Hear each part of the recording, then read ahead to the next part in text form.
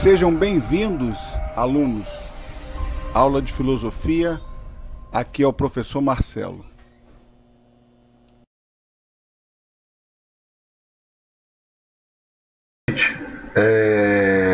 Módulo 2, vamos lá para a página 27, na sua apostila, tá? De filosofia. Vamos fazer uma leitura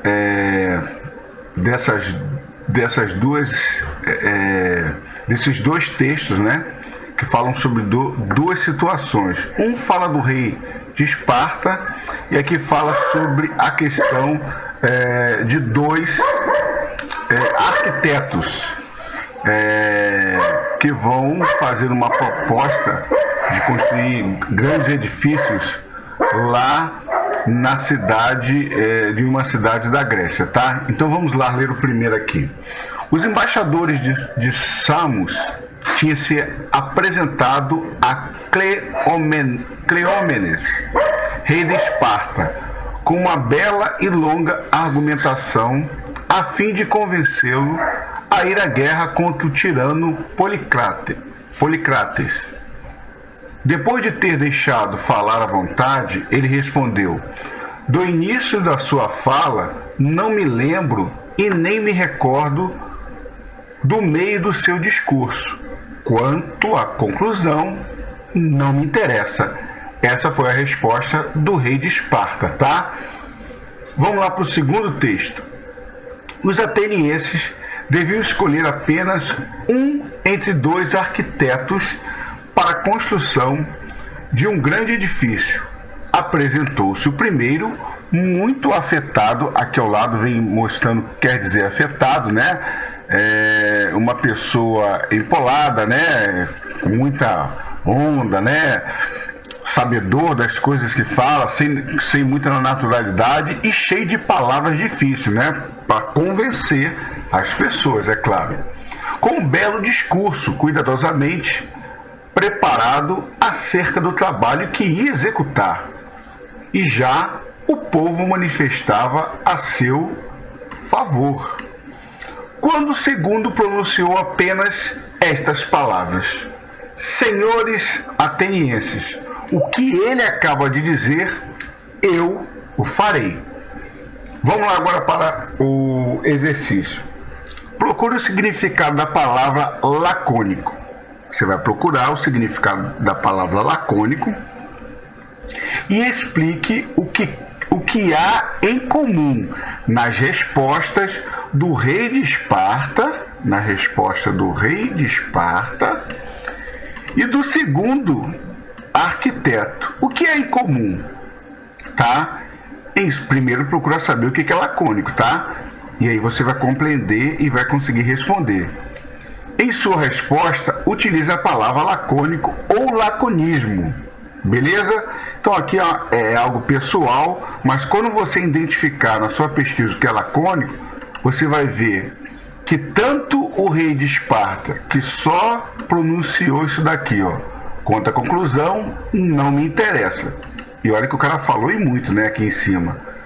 Tanto que ele, do início da fala, ele já não lembrava mais de nada. Então, ele, para concluir, ele só disse isso. Beleza? Do primeiro, rei de Esparta. Do segundo, fantasticamente, o discurso do primeiro arquiteto foi também fora de série, né? Palavras difíceis, né? Muito eloquente, para poder realmente pegar o serviço, né? E o segundo, simplesmente também, como foi o rei de Esparta, senhores atenienses, o que ele acaba de dizer, eu o farei. Ou seja, como é que o que há de comum nessas duas respostas? Você vai responder aqui, mas primeiro você tem que saber o que é lacônico. Beleza? Vamos lá. Aqui nesse exercício aqui, nós vamos teríamos que estar em sala de aula. Pena que o momento não nos permite isso, tá? Que nós iríamos fazer uma enquete, né? E aí sim, iria precisar de mais de 2 alunos para fazer essa enquete. E no momento não temos como fazer isso porque não estamos podendo, no momento, ter aula presencial. Então, essa daqui passa adiante. Vamos lá para a página 29. A página 28 também não é para ser feito esse exercício, tá?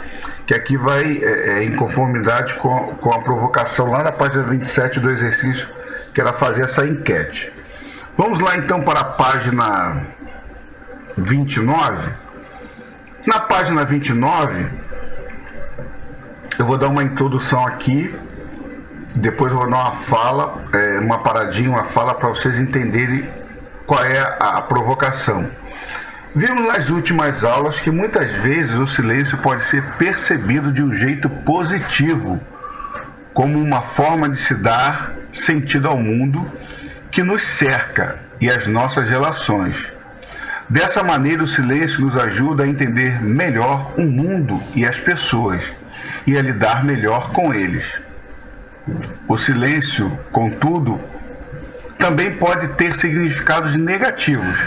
Às vezes ele é resultado da falta do que dizer, que pode ser fruto da ignorância ou do nervosismo. No senso comum, existe uma expressão muitas vezes utilizada, que é: quem cala, consente. Ou seja, quando não dizemos nada, quando não contestamos nada, quando não contestamos a fala do outro, permitimos a ele que faça o que quiser. O silêncio pode ser egoísta ou confortável. Não dizemos nada para evitar o esforço de elaborar o que dizer ou para afastar as possíveis consequências do que está sendo dito. O silêncio também pode ser violento. Podemos ser obrigados a nos calar. A censura é um silêncio imposto. Logo agora aqui abaixo, ó, na Odisseia, aqui, né? Enfim, aqui vem falando sobre uma história descrita, né, pelo grego Homero, aonde vai contar sobre uma situação do silêncio, ok? Vocês vão ler, tá? E aí eu vou pular agora para esse parágrafo aqui, ó. Nessa história escrita por volta de 3.000 anos atrás, percebe-se como a voz da mulher não é ouvida e seu direito à fala é negado por uma voz considerada socialmente mais poderosa. Um caso recente e violento de tentativa de silenciamento é o da ativista Malala Yousafzai.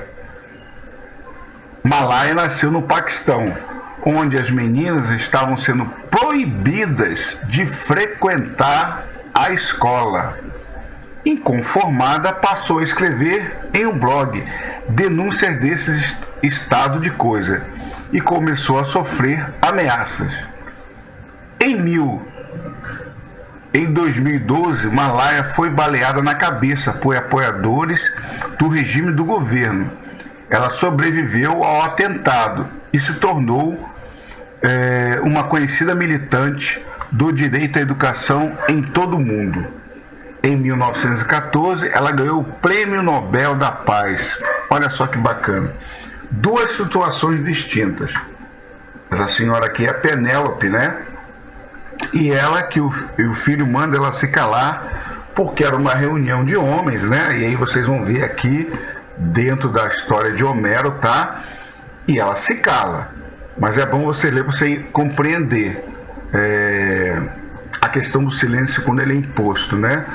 E já essa menina Malala, paquistanesa, ela, pelo contrário, ela vai buscar apoio e denunciar no blog que ela criou, só que infelizmente ela sofre um atentado. Isso foi dentro do ônibus, ela estava no ônibus e ela tomou um tiro na cabeça, mas graças a Deus não morreu.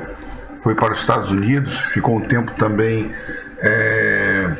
na Inglaterra, se eu não me engano, e é uma grande ativista nessa questão da educação, tá? Vamos lá então na página 30, na página 30, temos aqui outro exercício que vocês vão fazer. Temos aqui duas personagens. Essa é a Malaya, tá? Uma da ficção, que é a Penélope, lá daquela história de Homero, e outra da vida real, Malaya. Ambas foi imposto o silêncio, sobretudo, é bom ressaltar aqui, por serem mulheres. Uma se calou, a outra não. Escreva uma breve carta, tá, minha gente? Uma breve carta. Na próxima aula, se eu não me engano que vai ser no dia 17, eu vou fazer a minha também. E eu vou colocar para vocês. E aí nós vamos fazer aquele confronto. Quem quiser permanecer que o seu exercício fique, sem problema. Lembrando que esses exercícios que nós fazemos, e eu faço sempre a correção, depois que eu faço a explicação, eu faço a correção sempre na semana posterior. Você não precisa me mandar nada por e-mail, você não precisa me mandar nada, fotografia no WhatsApp, nada. Quando eu precisar, eu mesmo vou pedir para vocês, tá? Eu só faço a avaliação de vocês nas perguntas que eu coloco lá na plataforma do Plural Maestro. Como eu vou colocar também, depois dessa aula, algumas perguntas lá no plataforma Plural Maestro. Respondeu ali, eu faço a correção, como você já sabe.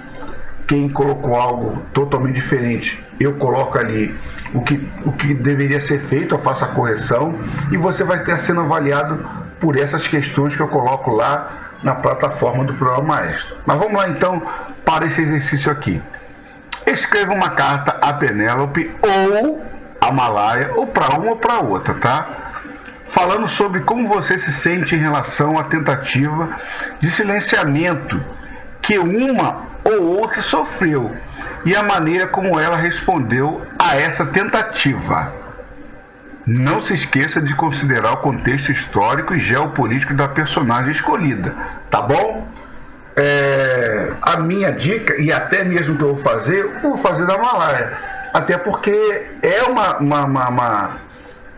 uma pessoa real, né? É uma ativista nessa área da educação e com certeza pelo direito das mulheres, né? Especialmente naquelas sociedades um pouco machistas, né? Que tem às vezes um radicalismo muito grande e até mesmo religioso, como é no Paquistão.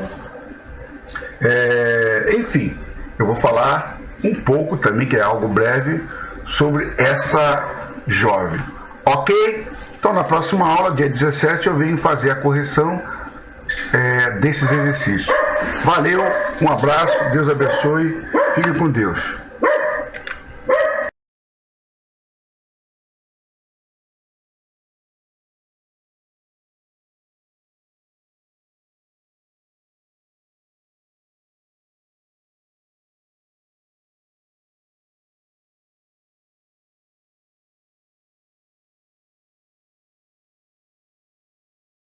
Os professores atravessam muita coisa quando querem ensinar.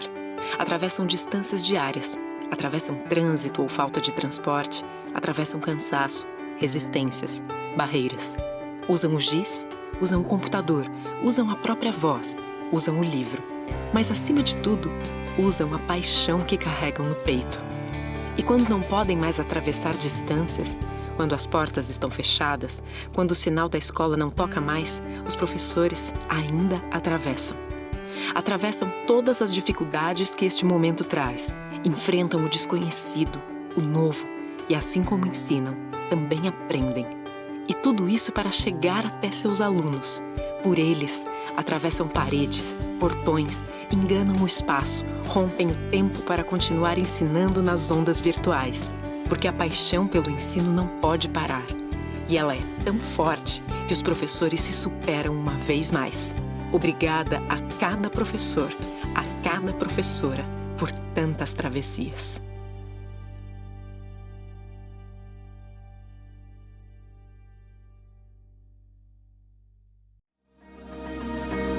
Até a próxima aula.